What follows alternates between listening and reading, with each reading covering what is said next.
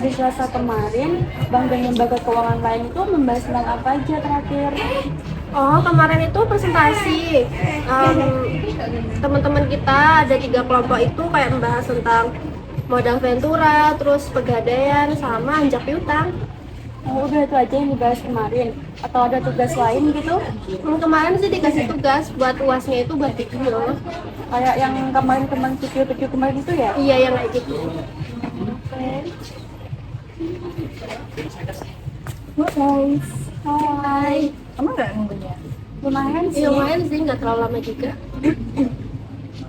Kamu tadi transaksinya pakai tunai atau non tunai? Kalau aku sih pakai non tunai, soalnya kan aku nggak punya uang cash, jadi lebih simpel pakai kartu daripada harus pakai uang cash.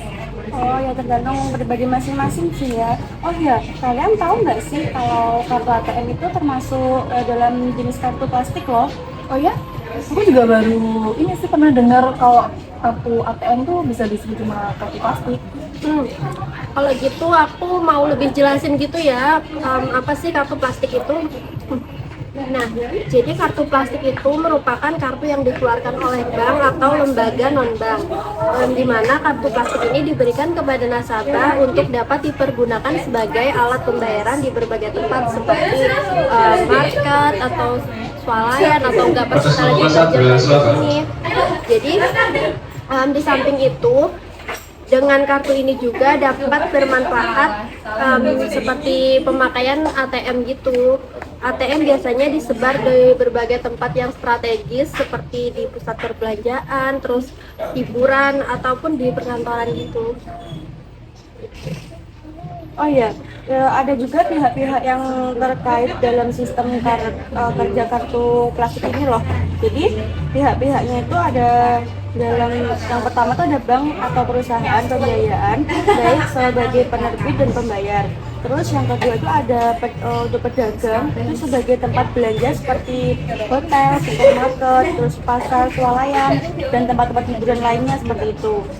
Terus ada juga untuk pemegang kartunya sendiri itu nasabah yang namanya tertera dalam kartu tersebut dan yang banyak menggunakan untuk sebagai keperluan transaksi. Nah, kalau menurut aku jenis-jenisnya juga tuh ada dua. Yang pertama itu ada berdasarkan fungsinya.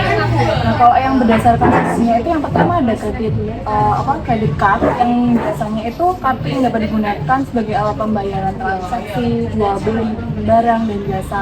Nah, terus untuk pelunasannya itu menggunakan atau dapat dilakukan dengan sekaligus atau secara angsuran sejumlah minimum tertentu.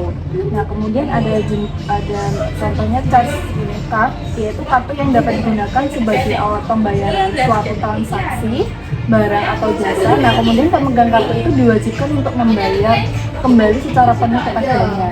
Nah, kemudian ada kartu debit yang aku pakai tadi. Nah, kartu debit itu kartu yang dapat digunakan sebagai perintah bayar atau perdebitan terhadap rekening pemegang. Nah, yang keempat ada cash card atau kartu ATM. Nah, kartu yang dapat digunakan untuk penarikan tunai baik di counter bank maupun pada anjungan ATM. Terus ada cek goreng card, yaitu kartu yang dapat digunakan sebagai jaminan dalam penarikan cek oleh pemegang kartu tersebut. Nah, yang kedua ada berdasarkan wilayah tertentu atau wilayah berlakunya kartu itu. Nah, seperti kartu plastik lokal, nah itu kan kartu plastik yang berlaku pada wilayah tertentu. Misal kayak di Indonesia itu kan rata-rata kartu ATM-nya Bank Muamalat Indonesia ya. Terus ada kartu plastik internasional, itu plastik yang berlaku dan dapat digunakan di seluruh dunia kayak Visa, American Express, Card Balance, Mastercard dan lain-lain gitu. Setiap seperti kayak kartu kredit ini kan pasti ada keuntungan dan kerugiannya gitu ya. Aku sih ada beberapa tahu nih beberapa keuntungannya itu kayak ada keuntungan bagi lembaga atau lembaga pembiayaannya, terus ada keuntungan bagi pemegang kartu ataupun ada keuntungan bagi pedagangnya. Nah, ini kalau keuntungan bagi bank itu sendiri kayak iuran tahunan yang dikenakan pada setiap pemegang kartu, bunga yang dikenakan pada saat belanja, biaya administrasi yang dibebankan kepada setiap pemegang kartu yang akan menarik uang di ATM. Terus kalau keuntungan bagi pemegang kartunya, kemudahan berbelanja dengan cara kredit, jadi nasabah itu nggak selalu harus bawa uang tunai gitu. Terus kemudahan untuk memperoleh uang selama 24 jam karena kan kita bisa langsung ngambilnya di bank gitu kan. Nah kalau untuk pedagang sendiri itu bisa meningkatkan omset penjualannya, terus bisa menambah pelayanan yang diberikan kepada pelanggannya gitu sih. Kalau aku juga ada beberapa kerugian yang aku tahu sih ya. Itu ada kerugian untuk bank dan juga kerugian nasabah.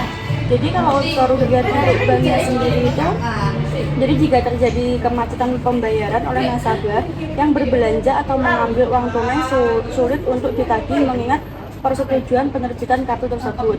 Itu kerugian untuk banknya sendiri ya. Kalau untuk nasabahnya itu biasanya nasabah agak boros dalam berbelanja. Hal ini karena nasabah merasa tidak mengeluarkan uang tunai untuk berbelanja sehingga kadang-kadang ada hal-hal yang sebetulnya tidak perlu dibeli juga. Kemudian kerugian nasabah disebabkan karena sebagian nasabah membebankan biaya tambahan untuk setiap kali melakukan transaksi. Jadi kerugian lainnya itu adalah limit yang diberikan kadang terlalu kecil. Seperti itu. Dan di dalam kartu plastik itu juga ada beberapa sistem loh guys. Contohnya kan kartu plastik itu kan dari penerbit kartu, jadi transaksi pembelanjaan sampai dengan penagihan yang dilakukan oleh lembaga pembayaran dapat dijelaskan.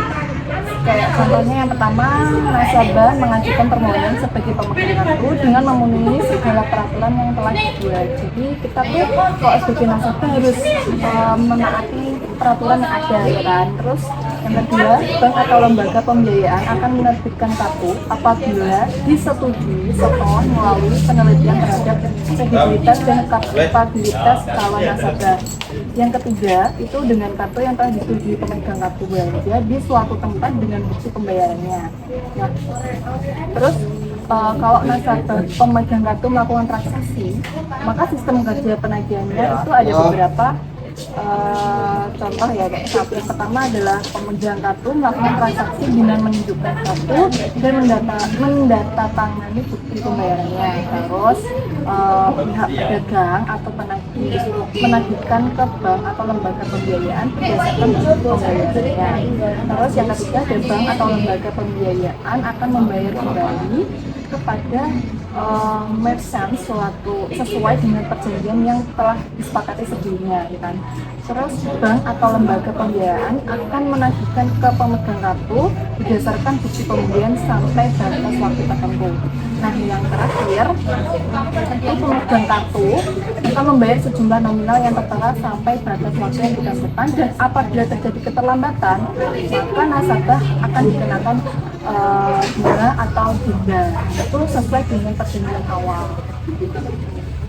Kalau gitu kita bisa runtutin beberapa manfaat gitu ya dari kartu kredit ini. Yang pertama itu pastinya praktis, terus efisien dalam pelayanannya. Yang kedua itu pengoperasian pakai mesin ATM itu kan mudah gitu. Yang ketiga kayak pelayanannya 24 jam, kayak hari libur pun itu kan tetap bisa. Terus kita itu lebih terjamin keamanan sama privasinya. Terus mengambil, kalau kita butuh uang tunai gitu kan, kayak mau satu kali ambil atau dua kali ambil itu kan terserah kita gitu kan.